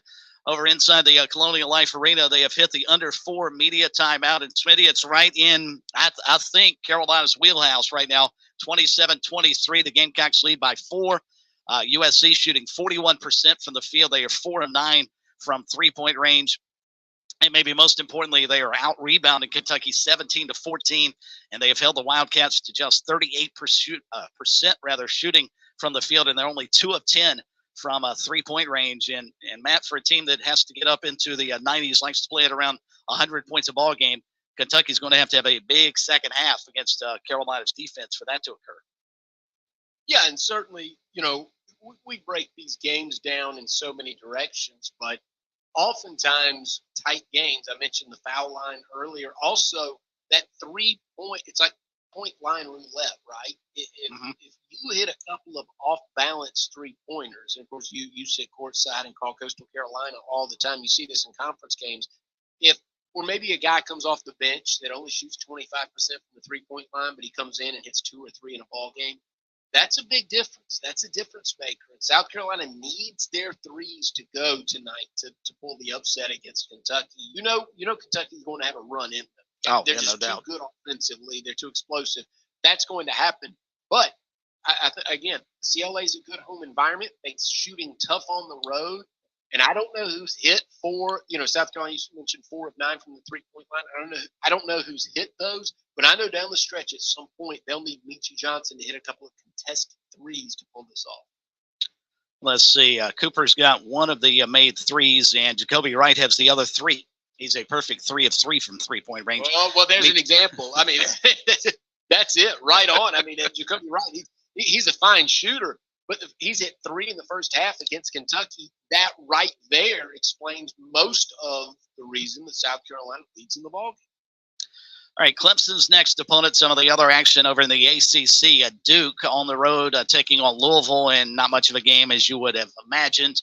Duke up 38-20 with about 5.5 minutes to go first half. Also around the 4-minute mark of the opening half, Pittsburgh leads Georgia Tech 22-21. Florida State in front of Syracuse on the road, 23-20. That with about 6 minutes left to go in the opening half of play. And coming up later on tonight, Boston College will play at Virginia Tech. Meantime, other games in the SEC, aside from what is going on in Columbia, the other action will have Missouri taking on Texas A&M tonight. And I believe that's it. Yeah, that's the only other game in the SEC tonight, Missouri at Texas A&M. All right, 888-898-2525. If you'd like to join us here this evening, we will hear from Corn coming up in a little while. But in the meantime, on Friday, South Carolina introduced two of its new assistants to the football team. James Coley, one of the two, he'll be taking over as the tight ends coach and comes highly recommended. And as a matter of fact, Shane Beamer saying when they made the change at Texas A&M, Coley was one guy he targeted and wanted to find a way to get into the South Carolina program. So here's a little bit about what he had to say when he met with the media late last week, taking over at USC as a new assistant for Shane Beamer. Here's James Coley.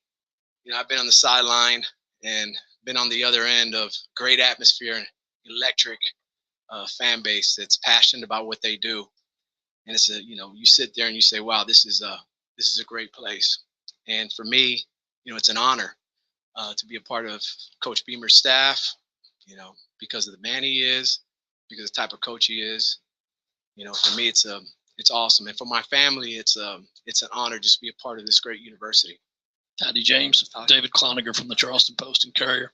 How did this, first start? When did you and Shane start talking about getting over here? And what do you remember about him from your days at Georgia? Yeah, started when there was a coaching change. At that time of the year, it's interesting. But I wanted to finish out the bowl game for Texas A&M, and he's a friend, first of all. So it's not the first time we've talked since we were at Georgia together. But from the first day at Georgia, you saw a guy who was driven and had all the qualities that you said. I sat there and I said, this guy's going to be a head coach pretty soon. Organized, passionate about the players. Always about the players first. So, you sit in a staff meeting for hours with a group of guys, you get to know who they are and you really find out who they are behind the scenes. So when these opportunities come about, for lack of better terms, it's a no-brainer at home. Everybody's like, absolutely. James, Mike, you have a Gamecock Central. I know you're not a stranger to the transfer portal because this has been going on the last couple of years, right. But having that experience from Texas A&M, you come to a place now where obviously all these faces are going to be new to you, but there's a lot of new faces here in general. What have you learned over the past couple of years to be able to help that transition, especially when you do have a bunch of guys who might not have necessarily come up together from that same recruiting class at that same school? Right. You're talking about culture building and stuff like that. Yeah. It's really interesting because, 2 years ago, you could be, visiting, a bunch of high school prospects and, maybe having someone get on campus or going to see one person. Nowadays, you're probably going to see some high school students who are about to graduate and go on to college, and your very next visit could be with a transfer. So different homes, and it could be with someone from your own team that you want to keep and make sure no one's trying to poach.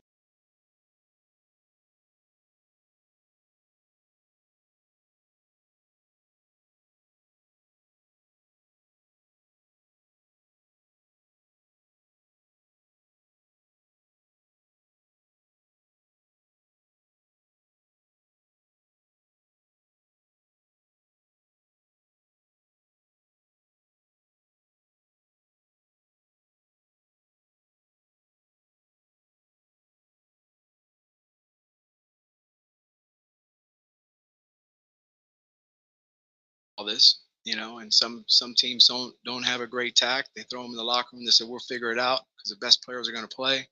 And that could happen, or there could be issues in the locker room. So, yeah, it's interesting. Hey, James. Pete Iacobelli, Associated Press. What can people expect to see out of your receivers this coming year? Yeah, I pride myself in the phrase change the game. And that can be from an 80-yard touchdown bomb to a slant where you make a guy miss that had a perfect angle on you and you score. It could be from a key block that springs a running back 80 yards. I'm saying that because running backs coach is in the room. But, those things change the game, right? So, when you see my guys on the field, our guys, you want to see a bunch of competitors. Not a lot of me guys. That'll come. Your me time will come, but competitors. guys that want to compete, they want to be the best in this conference, because if you're the best in this conference, you'll be the best in the country. Hey, Coach, I'm Hill McGranahan with the Big Spur. With your current players, guys who are on the team right now, how much have you been able to study those guys, get to know them, speak to them, or you've been just kind of full steam ahead with recruiting and not on the road and all that stuff? All of the above. So last week, I got a chance to sit with them and talk to them and give them a little rundown on my philosophy within that room, what coach expects from that room. Got to see them work out, so I've been, recruiting. So we're on the road. I've been tapping into certain guys, reaching out on, we got this group thread going on. It's pretty cool with the group. It's got a bunch of good guys that they want to get better. So, they're responding, and, it's hard when you're traveling. It's hard when you're out there and you're in, certain towns, and, you're going to see guys and your players, and you're the new guy. They're back home waiting to hear from you. So we tried to do a good job communicating with them. Alan Cole with GamecockScoop.com. Shane was in here a second ago talking about your relationship with Dowell, how that's already kind of developing. Did you know Dowell Loggins at all before you got here? And I guess if not, what were those first conversations like? No, I didn't. So we know similar people from our past, guys that we've worked with. I was in the NFL for a couple of years. We knew some of the guys that were on those staffs. So, but never had a relationship with him prior to this stop. He's sharp. He's a real sharp guy. So I'm fired up to be around. It's been very welcoming, and really, to be honest with you, this staff is a bunch of great men. Very impressed with being around them, and very blessed. Nick Harbor is an outlier at 6'5", 230 or whatever he is, but most of your receivers currently on the roster profile about the same size, 5'10" to 6 foot. Well, how do you handle that as a position coach? Does that impact what y'all are going to do this year? And do you try to address maybe some size issues in the portal in the spring? Yeah. Well, we see what's available. I always think you gotta, that's, people say that, like I'll say it, but at the end of the day, you want to have the best players. I don't know how tiring, the cheetah is. Tyreek, right? He's not very big, but he's impactful. He can change the game. So, it's great when you have someone like Nick that has that stature. It allows you to do a little bit more. You can take advantage. You can take advantage of personnel that way. But you can take advantage of personnel with the other guys too. Everybody has a trait. Everybody has some type of redeeming quality. What sets them apart? Or what got them here?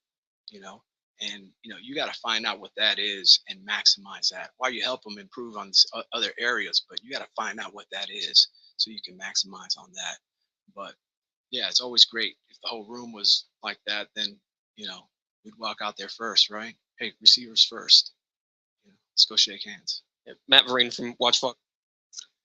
That is USC's wide receivers coach, the new wide receivers coach. Misspoke earlier. That is James Coley. Some of his comments from Friday when he was officially introduced, coming over from Texas A&M, where he coached the tight ends, but he'll be handling the wideouts at USC. All right, we'll take a quick timeout. They have gone to halftime, so we'll get a timeout when we come back. Hope to hook up with Korn about a great finish to the opening half for South Carolina. They closed the half on a 6-0 run, capped it off with another three-pointer from Zach Davis, and USC has an 8-point lead on Kentucky at the break. They're up 33-25. We'll get Korn on the line, get details on the first half, and wind things down. Tuesday here on Sports Talk. You stay with us after this.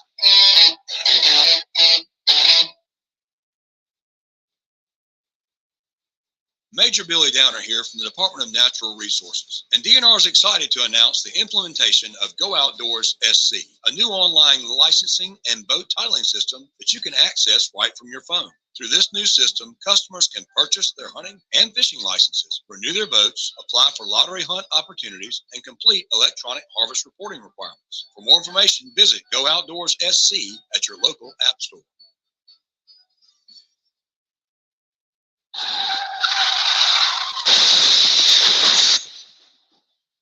I'm attorney Jim Corbett. That's the sound of a big hit on you and your car or truck. I've been an attorney for more than 30 years, helping people who get injured in car wrecks and truck wrecks. If you have serious injuries, call Jim Corbett, 803-765-2968, or email me at jim@jimcorbettattorney.com. That's CORBETT. I don't get paid unless I recover for you. Jim Corbett Attorney, for your best recovery from a big hit. 803-765-2968 or jim@jimcorbettattorney.com.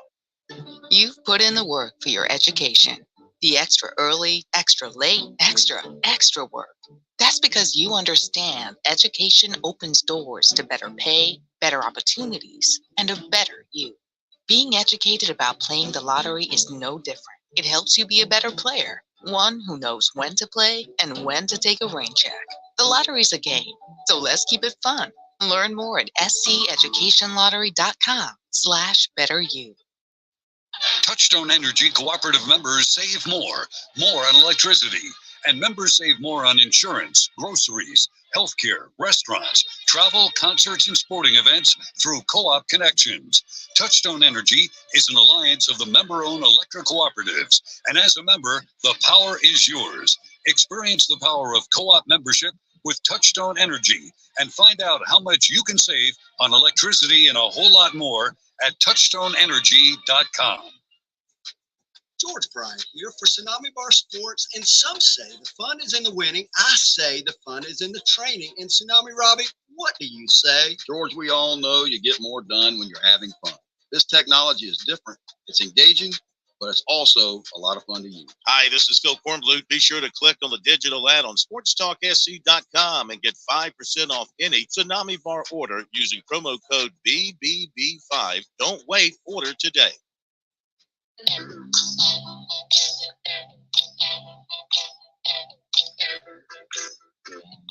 Tuesday night here on Sports Talk Media Network. They have gone to halftime at the Colonial Life Arena, where South Carolina has a 33-25 lead on Kentucky. And he thought he'd sneak in there and get a ticket and sit and enjoy the ball game and a hot dog and a Coke.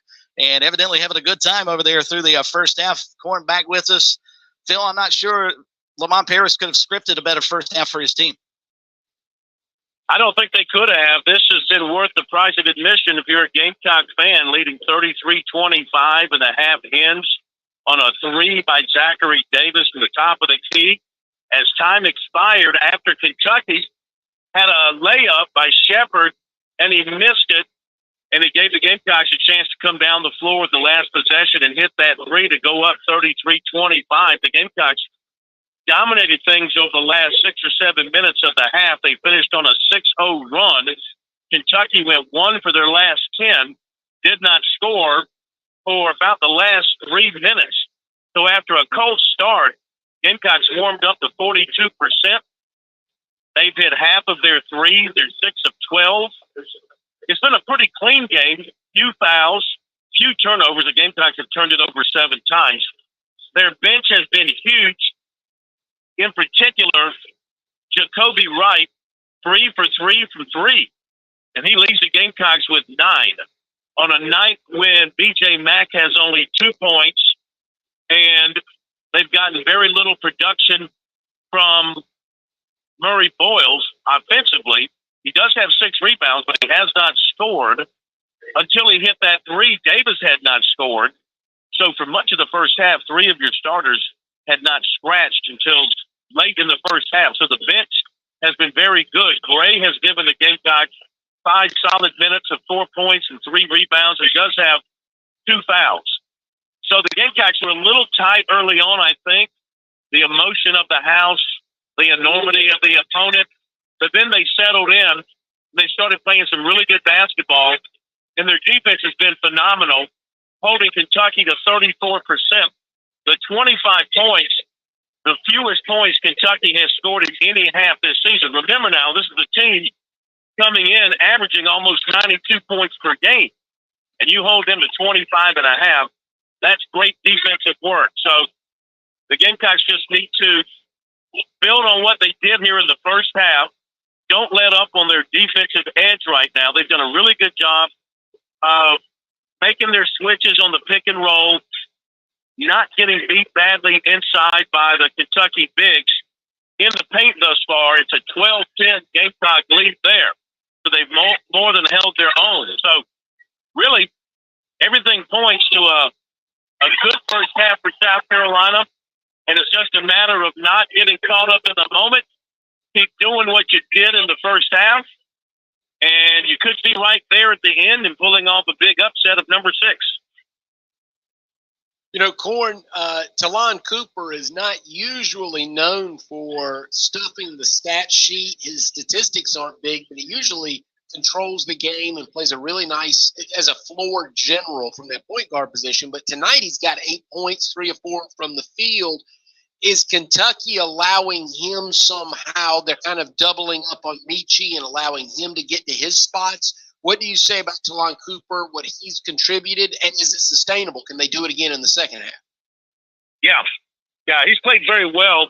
He's gotten to his spot really off the dribble, and he's found his shot coming off the dribble.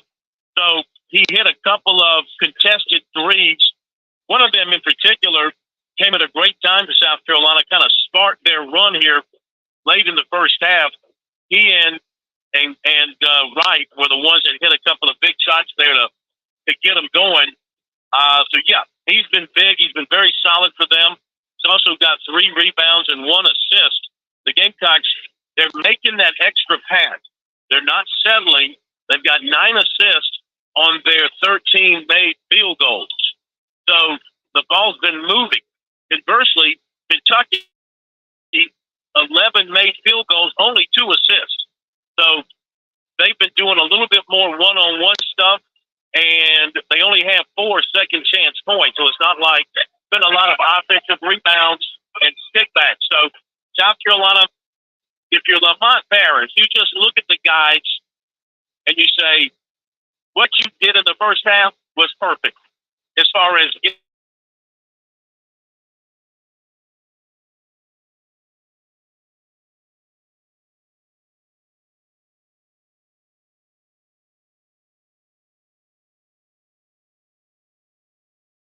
so he played 6 minutes and had 1 point and only took 1 shot. So, I mean, unless he's on some kind of a time limit, I would think you might see more of him in the second half. Nobody's in any real trouble foul-wise. Nobody has more than 2. So you can cut people loose here in the second half. Let me say the crowd's been great. The 3 that Davis hit at the end of the half, it made the arena shake. It was one of those moments. The arena shook. And it's almost a full house. I mean, if you wanted to round it off, you could say it's a full house, but to be honest, there are some empty seats in the upper deck end zone on the home side. I guess you would call it the Gamecock bench side, that upper deck. There's a few empty seats up there. I don't know what it looks like on the other side because I'm underneath, but everything else is filled up, and this crowd is into this game. They sent something big here tonight. Heck of a first half for sure, Phil. We appreciate the update. We'll let you go cover the second half, and don't forget to check Phil's stuff out at SportsTalkSC.com following the game. Thanks, Corn. Thank you, guys. Have a good night. All right, pal. You too. That's Phil Kornblut inside the Colonial Life Arena as the Gamecocks get ready to begin the second half. And Smitty got 33-25. Aside from the good shooting from the outside, which they had to continue, I think the more impressive part is holding Kentucky to 25 points in 20 minutes of play. I mean, that's unheard of against the team that's averaging over 90 points a ball game. That's incredible. It must be a terrific effort what they're doing defensively. Or mention, you have to be ready for what Kentucky does in the second half. Oh, yeah. That, to me, that's going to be a major factor.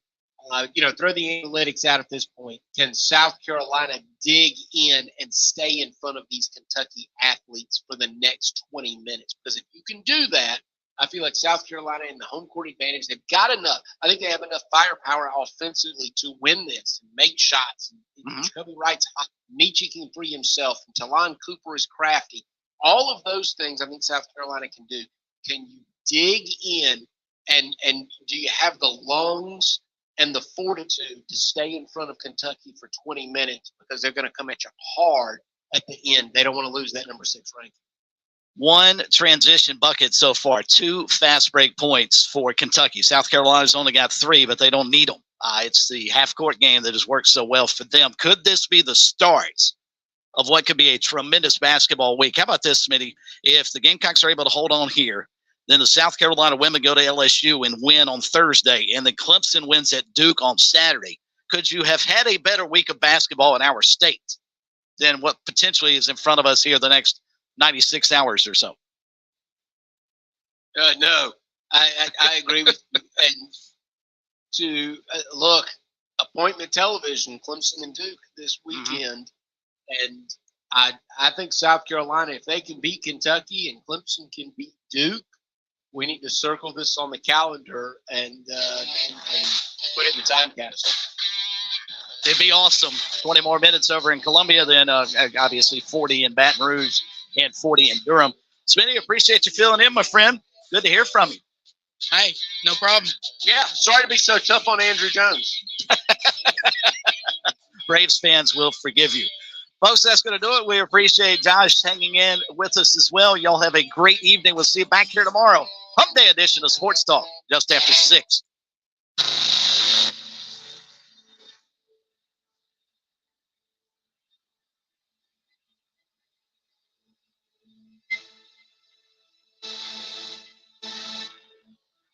UXL Columbia W264DF. From the Bart Fireside Studio, the solution for keeping you warm this winter. This is 107 The Point. News this hour from townhall.com. I'm Keith Peters reporting. As the polls close in New Hampshire at this hour, AP Votecast points to some of the dominant issues that could shape the general election in November.